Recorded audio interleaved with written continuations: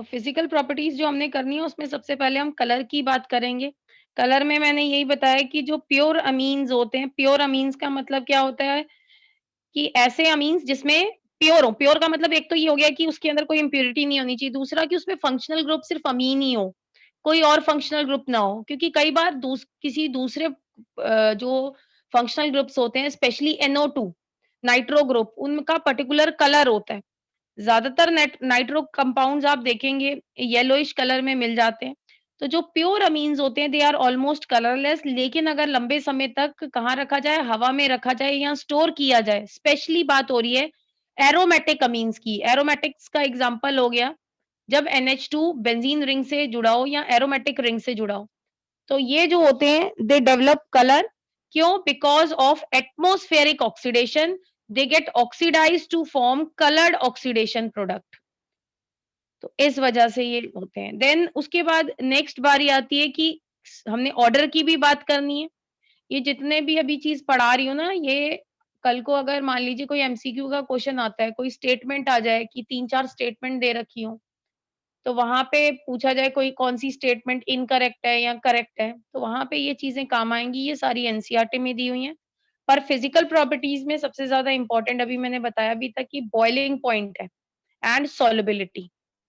Then आता है कि लोअर एलिफैटिक अमीन्स जो होते हैं, लोअर वो गैसेस होते हैं और उनकी जो स्मेल होती है it is very much similar to ammonia. लेकिन अगर 1 डिग्री अमीन, प्राइमरी अमीन में 3 या उससे ज्यादा कार्बन होते हैं तो वो क्या होते हैं, 3 से कम कार्बन वाले गैसेस है। लेकिन जो 3 या 3 से ज्यादा कार्बन वाले लिक्विड्स होते हैं विद फिशी ऑर्डर, और उसके बाद क्या होता है, इससे ज्यादा जो हायर वन होते हैं जिनमें और ज्यादा कार्बन होते हैं वो जो होते हैं बेसिकली सॉलिड होते हैं। देन नेक्स्ट आता है जो एरोमेटिक अमीनो एसिड्स होते हैं, एरोमेटिक जैसे एनिलिन हो गया या कोई और अराइल जो अमीन्स होते हैं। तो ये सारे लिक्विड होते हैं and they are colourless, normally colourless होते हैं, लेकिन वो they develop colour on storage. तो कभी ये क्वेश्चन पूछ सकते हैं रीजनिंग का, तो इसका आंसर आता है due to atmospheric oxygen, sorry oxidation, they get converted into coloured oxidation product. Then physical properties में सबसे इंपॉर्टेंट चीज जो है हमने पढ़नी है बॉइलिंग पॉइंट। इसको ध्यान से समझना है सब बच्चों ने। बॉइलिंग पॉइंट जो है, ये पहले भी आपको बताया था कि अगर आप हाइड्रोकार्बन ऑफ कंपेरेबल मास लेते हैं, आपका कौन सा है कंपेरेबल मास जिनका मास बराबर हो, जैसे कि अगर आप देखें, मैं यहाँ पे मैंने ये इथेनमीन लिया है, इसका जो मास अगर आप देखेंगे ना it is equivalent to that of propane. हालांकि ये जो प्रोपेन बना है इसमें 3 कार्बन है, इसमें 2 कार्बन है, लेकिन यहाँ पे अगर मास की बात करेंगे ड्यू टू नाइट्रोजन, जो क्योंकि नाइट्रोजन का जो मास है 14 होता है, तो नाइट्रोजन और यहाँ पे क्या है, इधर कार्बन एक्स्ट्रा प्रेजेंट है, उधर नाइट्रोजन प्रेजेंट है, तो इनका जो मास आता है इट इज कंपेरेबल, लगभग बराबर होता है। तो इनके साथ हम भी कंपेयर कर सकते हैं। उसके बाद जो हाइड्रोकार्बन को अगर आप कंपेयर करते हैं तो हाइड्रोकार्बन से एल्डिहाइड और कीटोन्स का जो बॉइलिंग पॉइंट है वो ज्यादा आता है, because aldehyde and ketones are polar molecule. तो इनके बारे में हम पहले ही डिस्कस कर चुके हैं। फिर अगर बात करें, इनसे ज्यादा जो होता है अमीन्स का होता है, अमीन्स के बाद आता है अल्कोहल का, और सबसे ज्यादा आता है कार्बोक्सिलिक एसिड का। तो अभी हम सिर्फ इसको देखेंगे कि अमीन्स का जो बॉइलिंग पॉइंट है वो ये एल्डिहाइड, कीटोन या हाइड्रोकार्बन से ज्यादा क्यों होता है। ऐसा इसलिए होता है बिकॉज जो अमीन होते हैं इनके पास अगर आप देखें नाइट्रोजन है, जो कि एक इलेक्ट्रोनेगेटिव एलिमेंट आता है, थर्ड नंबर पे आता है, सबसे ज्यादा इलेक्ट्रोनेगेटिव होता है फ्लोरीन, ऑक्सीजन एंड नाइट्रोजन। और नाइट्रोजन जो है वो डायरेक्टली हाइड्रोजन से भी जुड़ा हुआ है, तो it can form hydrogen bonding with other molecules of, ये अपने ही इंटरमॉलिक्यूलर हाइड्रोजन बॉन्डिंग हो जाती है। तो इस वजह से जो है it can form intermolecular hydrogen bonding, और इसी वजह से इसका जो बॉइलिंग पॉइंट होता है वो ज्यादा होता है। Except tertiary amine, tertiary amine वो होते हैं जिनमें नाइट्रोजन के पास एक भी हाइड्रोजन नहीं होता है, तो ये जो है ये हाइड्रोजन बॉन्डिंग नहीं बनाते इंटरमॉलिक्यूलर। बट अगर वैसे आप बात करें जो अमीन्स है ओवरऑल देखें, दे can form intermolecular hydrogen bonding. इस वजह से इनका जो बॉइलिंग पॉइंट है वो हाइड्रोकार्बन ऑफ कंपेरेबल मास या एल्डिहाइड और कीटोन से ज़्यादा होता है। बाकी अगर आप कंपेयर करते हैं, अब मैं कंपेयर कर रही हूँ 1 डिग्री को 2 डिग्री से और 2 डिग्री को 3 डिग्री से। ये कह रहे हैं अगर आप 1 डिग्री को 2 डिग्री से कंपेयर करते हैं, 2 डिग्री को 3 डिग्री से कंपेयर करते हैं, तो किसका जो बॉइलिंग पॉइंट है वो ज़्यादा होगा? तो यहाँ पे अगर आप देखिए मैंने लिखा हुआ है कि 1 डिग्री अमीन का जो बॉइलिंग पॉइंट है, ये कंपेरेबल मास की अमीन्स है, अगर इसका जो है 2 डिग्री अमीन से ज़्यादा होगा, इसका ज़्यादा होगा 3 डिग्री अमीन से। तो कोई बच्चा बता सकता है ऐसा क्यों? Ma'am hydrogen bonding, ma'am one amine में 2 हाइड्रोजन बॉन्डिंग है, इसमें 1 है और इसमें कोई भी नहीं है। ठीक है। तो ये देखिए आप अगर 1 डिग्री अमीन की बात करें, इसमें नाइट्रोजन के पास 2 हाइड्रोजन है। ये 2 हाइड्रोजन बॉन्ड बना सकता है। जबकि जो सेकेंडरी अमीन है, it can form 1 hydrogen bond. जबकि ये जो टर्शियरी अमीन है, इसमें तो इंटरमॉलिक्यूलर हाइड्रोजन बॉन्डिंग होगी ही नहीं। तो इस वजह से जो है 1 डिग्री अमीन का जो बॉइलिंग पॉइंट होता है, वो 2 डिग्री अमीन से और 2 डिग्री का 3 डिग्री अमीन से ज़्यादा होता है। यहाँ पे रीज़न भी लिखा है और ये जो हाइड्रोजन बॉन्डिंग है, एक तरह से इंटरमॉलिक्यूलर हाइड्रोजन बॉन्डिंग है, तो इसे intermolecular association is more in 1 degree Amin. Intermolecular association यहाँ पे कैसे किस वजह से हो रही है? हाइड्रोजन बॉन्डिंग की वजह से।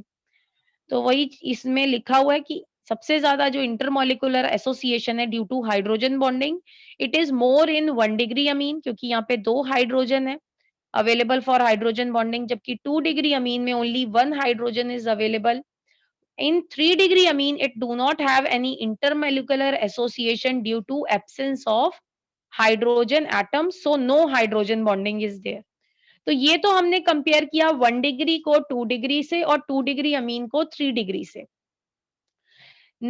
ये तो यहाँ पे ये देख लीजिए इंटरमॉलिक्यूलर हाइड्रोजन बॉन्डिंग दिखाई हुई है प्राइमरी अमीन में। तो ये देखिए प्राइमरी अमीन में 2 हाइड्रोजन है।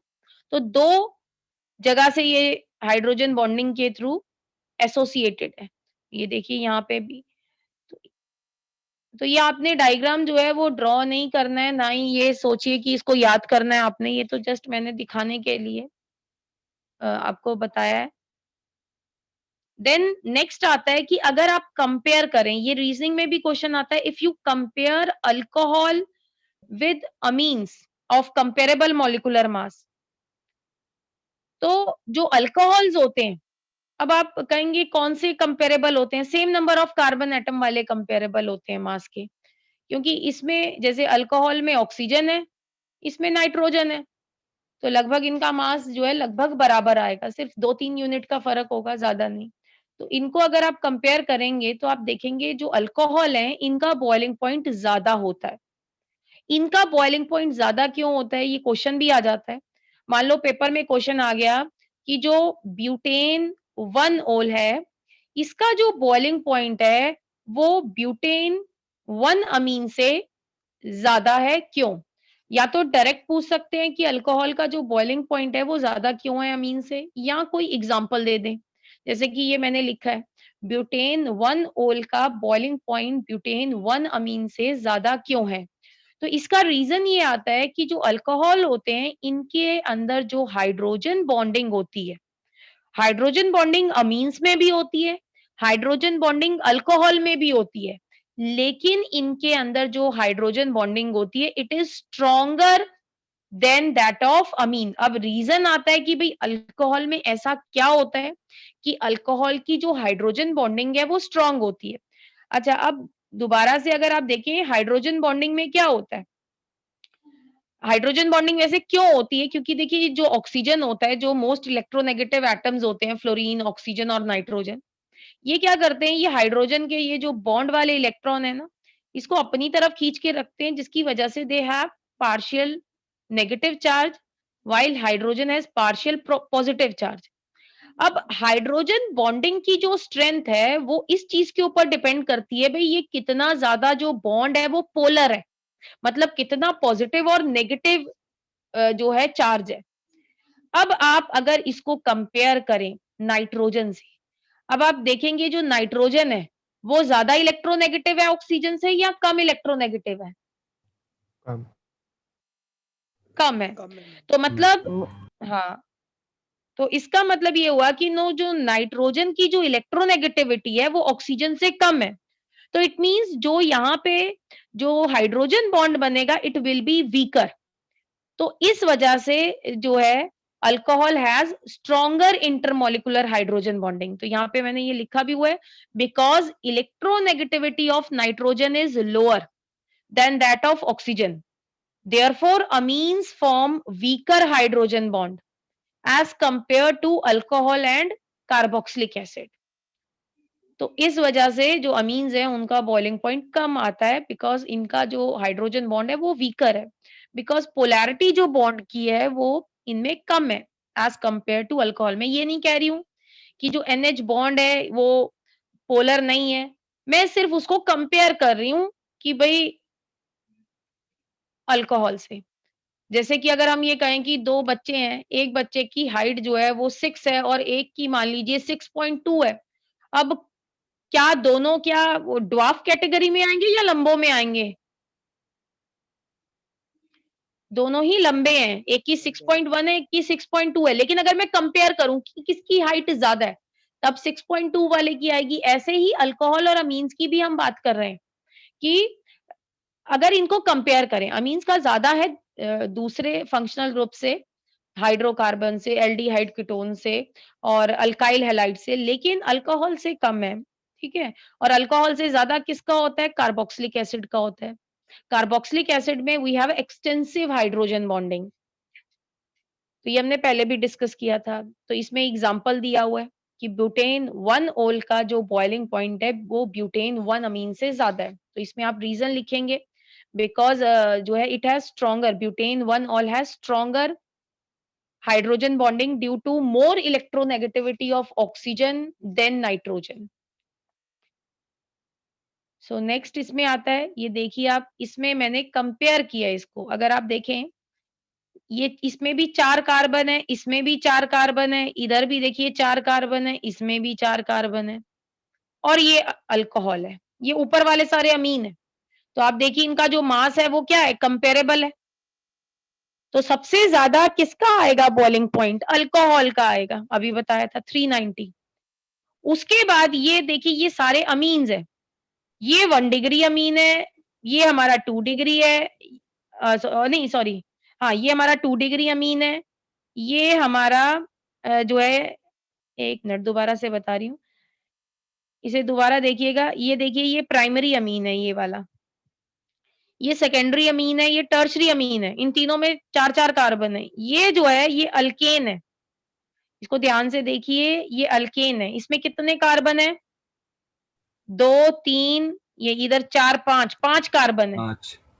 ठीक है? और ये जो नीचे वाला है ये अल्कोहल है और लेकिन इन सबका मास क्या है? कंपेरेबल है। तो सबसे ज़्यादा किसका होगा? अल्कोहल वाले का होगा और सबसे कम किसका होगा? अल्केन का, एल्कीन। है ना? क्योंकि इसमें कोई हाइड्रोजन बॉन्डिंग नहीं है तो अल्केन का कम होगा। देखिए 5 कार्बन वाले से मैंने कंपेयर किया है इसको क्योंकि मास क्या है? कंपेरेबल है। अब बारी आती है इन तीनों की जो ऊपर 3 है। तो एक 1 डिग्री अमीन है, एक 2 डिग्री है, एक 3 डिग्री है। अब आप खुद देखिए 1 डिग्री अमीन का सबसे ज़्यादा बॉइलिंग पॉइंट होता है, then 2 degree, then 3 degree, because इसमें 2 हाइड्रोजन बॉन्ड बनते हैं, 2 डिग्री में 1 बनता है, इसमें नहीं बनता है। और इसका ज़्यादा होगा अल्केन से और सबसे ज़्यादा होगा आपका अल्कोहल का। तो यहाँ पे ब्यूटेनॉल दिया हुआ है, ब्यूटेन 1 ऑल दिया हुआ है। ये सबको समझ में आ गया? Yes ma'am. ये सब ठीक है। अब एक और दिया हुआ है।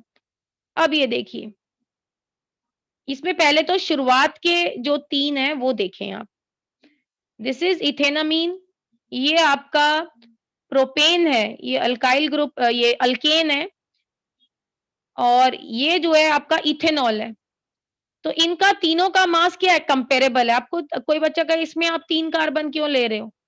आप खुद देख लीजिए, यहाँ पे नाइट्रोजन फालतू है, यहाँ पे ऑक्सीजन। मास जो है नाइट्रोजन का 14 होता है, ऑक्सीजन का 16 होता है, तो इसका जो मास है ये कंपेरेबल किसके साथ होगा? 3 कार्बन वाले के साथ ही तो कंपेरेबल होगा, अल्केन के साथ। ये देखिए मास आप कैलकुलेट करके देखिए। अब जब आप इसकी बात करेंगे और ऐसे ही देखिए ये आते हैं कार्बोक्सिलिक एसिड और इसमें कार्बोक्सिलिक एसिड में मैंने कितने कार्बन के साथ कंपेयर किया है इसको? सिर्फ एक कार्बन में। अब आप कहेंगे क्यों किया है? आप 2 वाले के साथ कर लेते। मास देखो आप, कंपेरेबल है या नहीं है? ये जो एक कार्बन वाला कार्बोक्सिलिक एसिड है, इसमें एक कार्बन है प्लस 2 ऑक्सीजन है, तो गिनती पूरी नहीं हो जाएगी। यहाँ पे 2 कार्बन 1 नाइट्रोजन है, मतलब 12 जमा 12 जमा 14 मास आएगा लगभग, और हाइड्रोजन का साथ में। तो इसलिए मैंने इसको एक कार्बन वाले के साथ भी कंपेयर करा है। कुछ बच्चे ऐसा ना करें कि भई इसमें एक कार्बन है कार्बोक्सिलिक एसिड में, तो इसका सबसे कम कर दें, तो ऐसा ये गलत होगा। ठीक है? तो अब आप देखिए इनका कंपेरेबल मास है, तो सबसे ज़्यादा बॉइलिंग पॉइंट किसका होगा? कार्बोक्सिलिक एसिड का। फिर उसके बाद आपका किसका आएगा? इथेनॉल का। उसके बाद आपका किसका आएगा? ये जो अमीन है। देन उसके बाद लास्ट में आपका अल्केन आएगा। अब नीचे वाले देख लीजिए। अब बेटा ये जो है ये 5 कार्बन वाला अल्केन है। इसका मास चाहे ऊपर वालों से ज़्यादा ही है। ऊपर वाले अमीन ग्रुप से मैं कंपेयर कर रही हूँ अमीन ग्रुप से, अल्कोहल से और ये कार्बोक्सिलिक एसिड से। हालाँकि इसका मास जो है वो ज़्यादा है, पर यहाँ पे हाइड्रोजन बॉन्डिंग नहीं है। तो इसका जो होगा इन तीनों से, जिनको मैंने टिक किया ऊपर, इन तीनों से जो है वो कम होगा। सॉरी, इन तीनों से जो है 1 मिनट मैंने क्या बोला? हाँ, अल्कोहल जो है बेटा, अल्कोहल से जो है इसका कम ही आएगा, क्योंकि मास जो है ज़्यादा है, तो इन दोनों से ऑब्वियस चीज़ है, अल्केन से तो ज़्यादा होगा 3 कार्बन वाले से, अमीन से भी ज़्यादा होगा 309। पर ये जो अल्कोहल और ये जो कार्बोक्सिलिक एसिड होते हैं, इनके अंदर क्या होता है, हाइड्रोजन बॉन्डिंग बहुत ज़्यादा स्ट्रॉन्ग होती है, तो इससे कम होगा। तो ये आपने याद नहीं रखना है 5 वाले का, ये मुझे जस्ट एग्ज़ाम्पल दिखा तो इसलिए मैंने बता दिया। फिर आप अगर आप इन तीनों को, आप सिर्फ़ इन तीनों को ऊपर के 4 कंपेयर करने आ सकते हैं या नीचे के 3 कंपेयर करने आ सकते हैं। तो यहाँ पे देखेंगे सबसे कम अल्केन का होगा, उसके बाद आपका अल्कोहल का और उसके बाद आपका कार्बोक्सिलिक एसिड का होगा ऑफ कंपेरेबल मास। तो या तो ऊपर वाले चारों आएँगे या नीचे वाले तीनों आ सकते हैं कंपेयर करने के लिए, जिनका मास क्या होता है कंपेरेबल होता है। बाकी ये नेक्स्ट आता है सॉल्युबिलिटी। अब ये जितने भी अमीन्स होते हैं ना बेटा, चाहे 1 डिग्री हो, चाहे 2 डिग्री हो, चाहे 3 डिग्री हो, दे कैन फॉर्म, ये देखिए ये अमीन बना हुआ है। देखें, और ये बीच में वाटर मॉलिक्यूल है। इसको दूसरे कलर से हम लिख देते हैं ज़्यादा है। ये वाटर मॉलिक्यूल है बीच में, 1 मिनट। ये वाटर मॉलिक्यूल है। तो जो अमीन्स होते हैं दे can form hydrogen bond with water molecules, और इसीलिए अमीन्स की जो सॉल्युबिलिटी है उसमें हम यही चीज़ डिस्कस करेंगे कि अमीन्स सॉल्युबल होते हैं या नहीं होते हैं। तो पहली पॉइंट आप ध्यान रखिएगा कि जो अमीन्स होते हैं दे can form hydrogen bond with water molecules. ठीक है? ये डायग्राम आपने याद नहीं करना है कि आप ये स्ट्रक्चर वाला याद करें, नहीं, ये तो सिर्फ दिखाने के लिए कि हाइड्रोजन बॉन्ड बनाते हैं पानी के मॉलिक्यूल्स के साथ। तो क्या होता है, जितने भी अमीन्स होते हैं दे can form hydrogen bond with water molecules. Second point ये आता है कि जो लोअर एलिफेटिक अमीन्स होते हैं, लोअर अमीन्स होते हैं, they are soluble in water. क्यों? अगर एग्जाम में कभी आ जाता है कि why they are soluble in water, because they can form hydrogen bond with water molecule.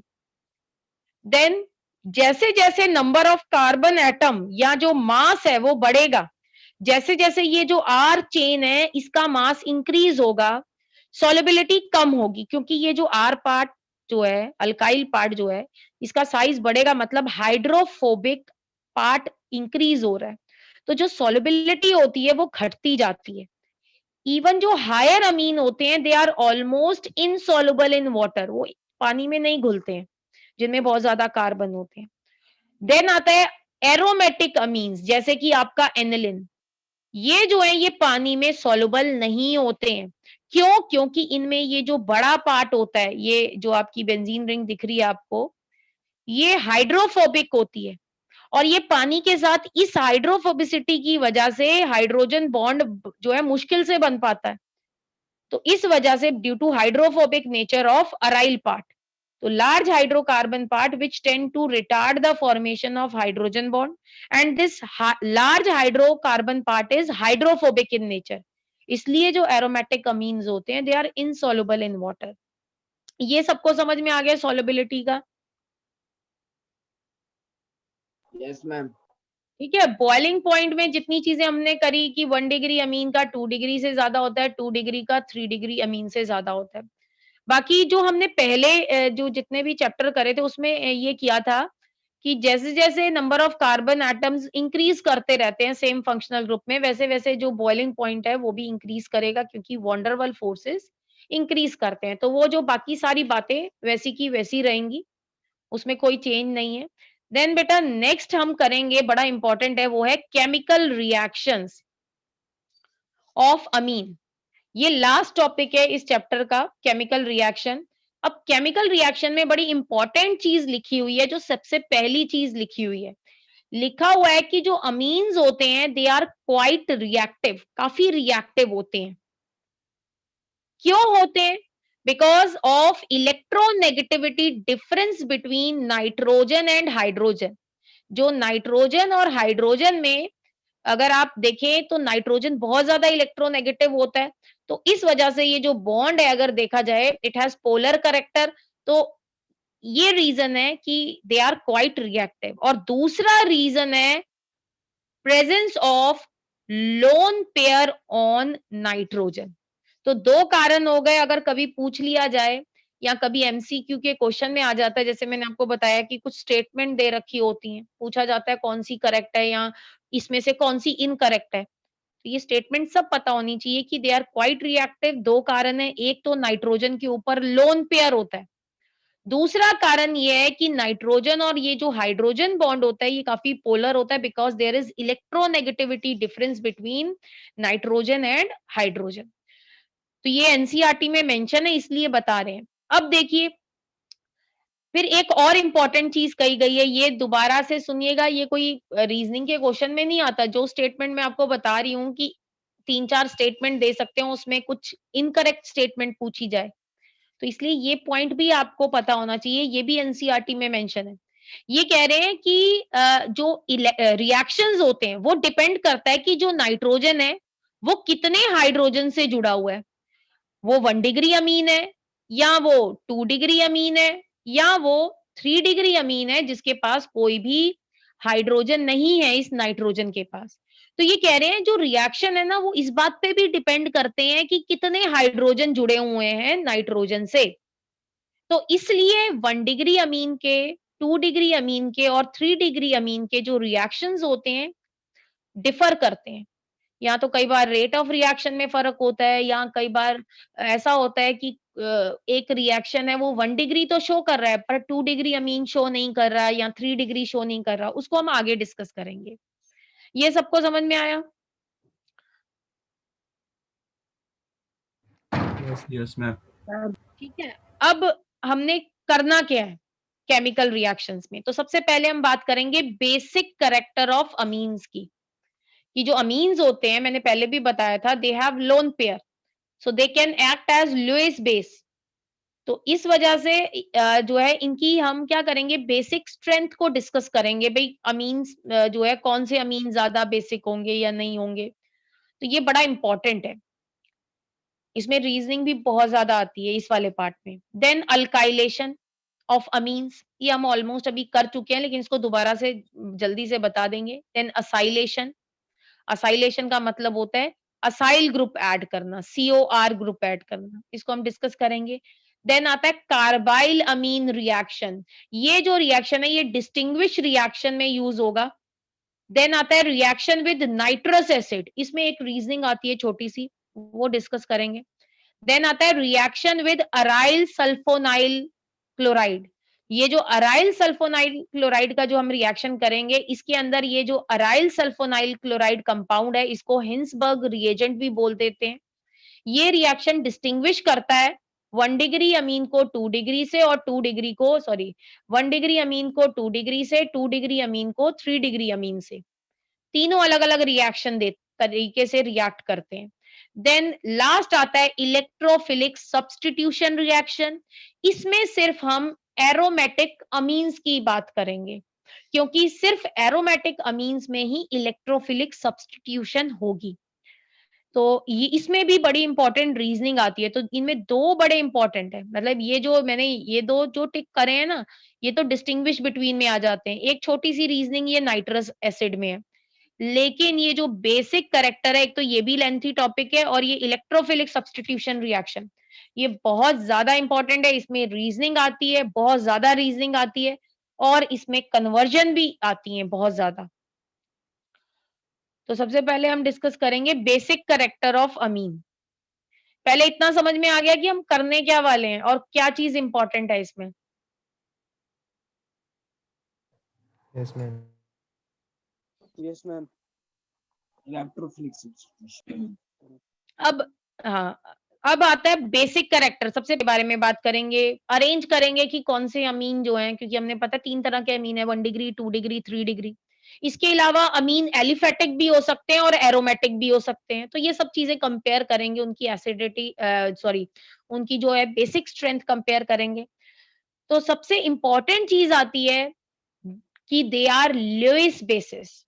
क्यों होते हैं Lewis base? Because they can donate their lone pair of electron due to presence of lone pair on nitrogen atom, they can donate their lone pair. इस वजह से ये Lewis क्या होते हैं? बेस होते हैं। अब कुछ ऐसे रिएक्शन जो कि ये शो करते हैं कि जो ये जो अमीन्स होते हैं they are basic in nature, वो आता है क्योंकि एक क्वेश्चन कई जगह पे देखेंगे आप, लिखा होता है कि give reaction which shows amines are basic in nature. तो इसका ये जो एनसीईआरटी में रिएक्शन दिए हुए हैं हम वही डिस्कस करेंगे। जो अमीन्स होते हैं ये मिनरल एसिड्स के साथ रिएक्ट करके, मतलब HCl के साथ, H2SO4 के साथ, नाइट्रिक एसिड के साथ रिएक्ट करके सॉल्युबल सॉल्ट्स बनाते हैं, तो अमोनियम सॉल्ट्स बनाते हैं। अब आप देखेंगे यहाँ पे, अगर आप ये अमीन लें, ये मैंने प्राइमरी अमीन लिखा है, तो ये क्या करेंगे, इस तरह से रिएक्शन होगा, they will accept the proton.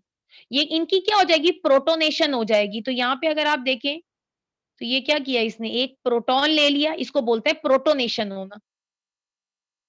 इसने ये क्या बना लिया? ये सॉल्ट बना लिया। ये जो सॉल्ट्स होते हैं ना, they are soluble in water. ये ध्यान रखना है कि जो अमीन्स है ना, मैंने आपको पहले भी बताया था कि जो अमीन्स होते हैं, लोअर अमीन्स होते हैं, वो तो पानी में घुल जाते हैं, लेकिन जो हायर अमीन्स होते हैं they are insoluble in water because of this hydrophobic R part. तो ज्यादातर जो है इसीलिए इनसॉल्युबल होते हैं। लेकिन जब आप उसमें एसिड डालेंगे, कोई मिनरल एसिड डालेंगे, तो क्या होगा? They become soluble. क्यों सॉल्युबल हो जाएंगे? Due to formation of soluble salts. ये क्वेश्चन आ सकता है कि जो अमीन्स है दे आर इनसॉल्युबल। मान लीजिए पर्टिकुलर मैंने एक अमीन ले लिया, मैंने कहा ये पानी में इनसॉल्युबल है, लेकिन एसिड डालने पे व्हाई इट बिकम सॉल्युबल? उसका आंसर है because of formation of soluble ये अमोनियम सॉल्ट्स। ये समझ आ गया सबको कि सॉल्युबल क्यों होते हैं? Yes ma'am. देन नेक्स्ट आता है एनिलिन। एनिलिन का भी सेम HCl के साथ रिएक्शन होता है। यहाँ पे एनिलीनियम क्लोराइड बनता है। ये जो कटायन होता है ना बेंजीन रिंग से, जब NH3+ लगाओ, इसे एनिलीनियम आयन बोलते हैं। ये याद रखिएगा, आगे मैं बताऊंगी इसके बारे में। अच्छा, अगर कोई कहे कि अच्छा आप मुझे ना सल्फ्यूरिक एसिड के साथ लिख के बता दीजिए, तो बेटा सल्फ्यूरिक एसिड के साथ भी प्रोटोनेशन होती है। तो यहाँ पे जो काउंटर आयन होता है वो आपका SO4 2- होता है और यहाँ पे प्लस चार्ज है, तो ये 2 आ जाएंगे यहाँ पे, है ना, चार्ज बैलेंस करने के लिए। तो यहाँ पे एनिलीनियम सल्फेट बन जाएगा। तो इस तरह से ये रिएक्ट होते हैं, किसके साथ? मिनरल एसिड के साथ।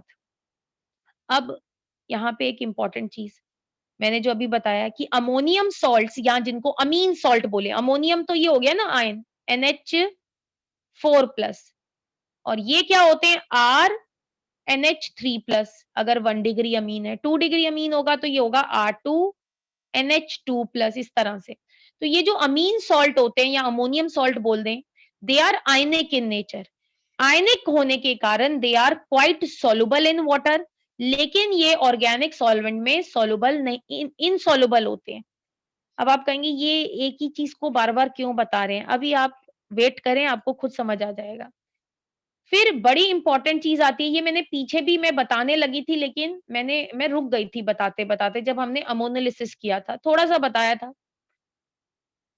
वो ये है कि जो अमोनियम सॉल्ट्स होते हैं, ये जो अमीन सॉल्ट होते हैं, जब आप इनको स्ट्रॉन्ग बेस लाइक NaOH के साथ ट्रीट करते हैं, अब ये देखिए, ये पानी में क्या है, सॉल्युबल है।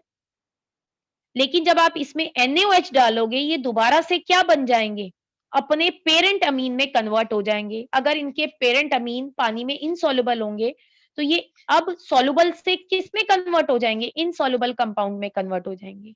ये समझ में आया सबको? ये मैंने पहले भी थोड़ी-सी बात बताई थी, उसके बाद इसकी एप्लीकेशन मैं बताने लगी थी, फिर मैंने सोचा मैं बाद में बताऊँगी। ठीक है? अब इसी की एप्लीकेशन देखेंगे। अच्छा, ये जो अमीन सॉल्ट होते हैं, मैंने बताया पानी में सॉल्युबल होते हैं, लेकिन ऑर्गेनिक सॉल्वेंट में इनसॉल्युबल होते हैं। और यही जो रिएक्शन है ऊपर वाले, they are used for separation of amine from non basic organic compound. अब आप ये कहेंगे ये लैंग्वेज नहीं समझ में आई कि क्या लिखा है। तो इसके लिए एग्जांपल समझिएगा, जब आप कॉलेज में जाएँगे, एमएससी में जाएँगे, तो वहाँ पे क्या किया जाता है, वहाँ पे आपको 2 कंपाउंड्स का मिक्सचर दे देंगे, ऑर्गेनिक कंपाउंड का। और आपको ये पता लगाना होगा, मिक्सचर में 2 कंपोनेंट है, 2 ऑर्गेनिक कंपाउंड है। आपको इन दोनों को सेपरेट करना होगा और फिर पहचानना होगा भई कौन-सा कि जो ये कंपाउंड है और कंपाउंड 1 ये कौन-सा है और ये जो कंपाउंड 2 है ये कौन-सा है। तो जब हम सेपरेट करते हैं, तो पहले तो ये देखा जाता है कि हमारे पास जो मिक्सचर है ना, उसमें जो कंपाउंड है वो एसिडिक है या बेसिक है, क्योंकि क्या किया जाता है, या तो एसिडिक का मिक्सचर किया जाता है एसिड का न्यूट्रल के साथ, या बेसिक का न्यूट्रल कंपाउंड के साथ किया जाता है। तो यहाँ पे बात हो रही है कि मान लीजिए मैं एक आपको अमीन दे दूं जो बेसिक है, प्लस मैंने उसके अंदर कोई और जो है ऑर्गेनिक कंपाउंड डाल दिया जो कि क्या है, नॉन बेसिक है। अब मैंने आपको कहा इन दोनों को सेपरेट करिए और पहचानना है कि भाई कौन-सा ये जो इसमें कौन-सा फंक्शनल ग्रुप है, ये कौन-सा कंपाउंड है। तो हम उस डिटेल में नहीं जाएँगे, हम सिर्फ इसको सेपरेशन तक मैं आपको बताऊँगी शॉर्ट में। तो जब भी बेसिक कंपाउंड को नॉन बेसिक कंपाउंड, और बेसिक कंपाउंड कौन है, अमीन्स, इनको सेपरेट करते हैं नॉन बेसिक से, तो क्या किया जाता है, अ, इसके अंदर HCl डाल देंगे, मतलब एसिड डालेंगे। जब आप एसिड डालेंगे, तो ये जो अमीन्स होंगे, ये क्या हो जाएँगे, सॉल्युबल हो जाएँगे। क्यों? क्योंकि अमोनियम सॉल्ट बन जाएगा और ये जो पार्ट है, ये इनसॉल्युबल फॉर्म में वहीं पे रह जाएगा। ये समझ में आया सबको? बाकी और भी टेस्ट करते हैं कि ये वो कंपाउंड जो है, ये वाला जो मैंने अभी कंपाउंड लिखा था, ये पानी में इनसॉल्युबल होना चाहिए। उससे पहले भी बहुत सारे टेस्ट किए जाते हैं। ऐसा नहीं है कि जो मैं स्टेप बता रही हूँ, वो पहला स्टेप होता है। मैं सिर्फ आपको इसका बेसिस बता रही हूँ कि क्या होता है। तो अमीन जो है, जब हम इसमें एसिड डालेंगे अमीन और नॉन बेसिक कंपाउंड में, तो अमीन बेसिक होने के कारण सॉल्ट बना लेंगे और पानी में घुल जाएंगे। बाकी ये नहीं घुलेंगे, तो इनको अलग से सेपरेट कर लेंगे।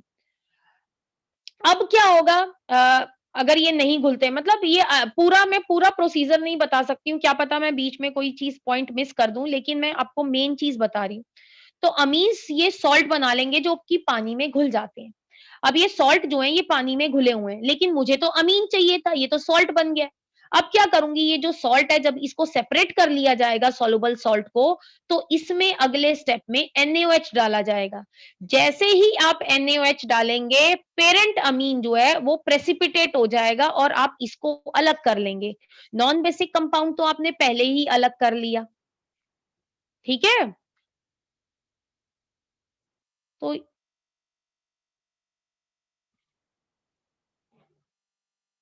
क्योंकि ठीक है, Yes. मैम जो नॉन बेसिक Yes, ma'am. था वो उसे कैसे सेपरेट किया? वो शुरू में ही सेपरेट हो गया। उसको कई तरीकों से सेपरेट करते हैं। यहाँ पे मैंने बताया कि भाई और भी मेथड्स होते हैं। उसमें मैंने बताया कि वो मान लीजिए वो पानी में सॉल्युबल नहीं है, तो जो जैसे ही आप HCl डालेंगे या नॉन बेसिक है, वो HCl के साथ तो रिएक्ट नहीं होगा। तो जब आप उसमें डालेंगे तो अमीन्स जो है वो तो सॉल्ट बना लेगा। जब अमीन्स जो है वो आपका सॉल्ट बनाएगा तो वो तो घुल गया, नॉन बेसिक जो है वो घुलेगा नहीं, वो वैसे ही पहले ही हमने उसका जो फिल्टर कर लेंगे उसको। अब जो नीचे फिल्ट्रेट बचा है उसमें जो है सॉल्ट प्रेजेंट है, अब उसको प्रेसिपिटेट कर लेंगे NaOH डाल के, तो ये तो पहले ही सेपरेट हो गया नॉन बेसिक कंपाउंड। जब हमने इसमें क्या डाला, HCl डाला, तो जो अमीन्स होंगे बिकॉज बेसिक है तो ये घुल गए और ये नहीं घुले, तो हमने फिल्टर कर लिया, तो ये ऊपर रेसिड्यू रह जाएगा और ये जो है सॉल्ट बना के फिल्टरेट में चला जाएगा। ठीक है? Okay ma'am. नॉन बेसिक में मैम कुछ भी हो सकता है ना, कार्बोक्सिलिक एसिड, क्यों? अल्कोहल? नहीं, और जो है नॉन बेसिक में वो भी हो सकता है, लेकिन और उसमें और भी तरीके होते हैं, ये तो मैंने आपको जर्नल सा बता दिया। ये जरूरी नहीं है कि कार्बोक्सिलिक एसिड, क्या पता कोई और मेथड भी यूज करते, तो ये मैं पूरा जो है एक्सपेरिमेंट नहीं बता रही हूँ आपको, मैं सिर्फ जर्नल सा बता रही हूँ। ठीक है? Okay ma'am. हाँ, कि मे बी अगर एसिडिक कंपाउंड हो बेसिक के साथ, या वो देते भी है या नहीं देते हैं, वो डिपेंड करता है, तो वो तब बताएंगे आपको। ठीक है? अभी सिर्फ आपको बताया कि अमीन्स को कैसे हम अलग कर सकते हैं, उसमें ये रिएक्शन यूज होता है, इसकी एप्लीकेशन खैर ज्यादा पूरा एक्सपेरिमेंट नहीं आएगा, बट ये पॉइंट लिखा था इसलिए बता दिया। अब नेक्स्ट आता है बेसिक करेक्टर। ये जो आपके ये जो अमीन्स होते हैं, इनकी एक प्रॉपर्टी होती है, they can accept the proton, और आपको पता है ये लुईस बेस तो है ही, इसके अलावा ये जो मैंने रिएक्शन लिखा है, अगर आप इस रिएक्शन को ध्यान से देखें, they are accepting the proton, और प्रोटॉन एक्सेप्ट करके अगर ये बेस है तो ये इसका कॉन्जुगेट क्या होगा, एसिड होगा। ये आपका ये जो आयन बन गया, अल्काइल अमोनियम आयन बना ये हमारा। तो ये ब्रोंस्टेड बेसिस भी होते हैं, अगर आपको ध्यान में हो, जो ब्रोंस्टेड बेसिस होते हैं उसकी डेफिनेशन होती है the basis which can accept the proton, तो ये क्या करते हैं, प्रोटॉन भी एक्सेप्ट कर सकते हैं बिकॉज लोन पेयर है। लुईस बेस भी है, इसके अलावा ब्रोंस्टेड जो है बेसिस भी है। देन अगर आप बेसिक स्ट्रेंथ कंपेयर करें तो आप ये देखेंगे इनका जो बेसिक आयोनाइजेशन कांस्टेंट आता है या डिसोसिएशन कांस्टेंट आता है, वो ये होता है Ka। जितना स्ट्रॉन्ग बेस होगा उतनी हाई वैल्यू होती है Kb की, और जो Kb होता है इसका अगर मैं माइनस लॉग Kb लूं, it will be equal to Pkb। तो ये याद रखना है, अगर Kb की वैल्यू लार्ज है तो Pkb की वैल्यू क्या आएगी, कम आएगी। और आपको पता है लार्ज अगर Kb की वैल्यू होती है तो बेस क्या होता है, स्ट्रॉन्ग होता है। ये सबको समझ में आया कि अगर जो है बेस स्ट्रॉन्ग होगा तो उसका Kb लार्ज आएगा और Pkb क्या आएगा, कम आएगा।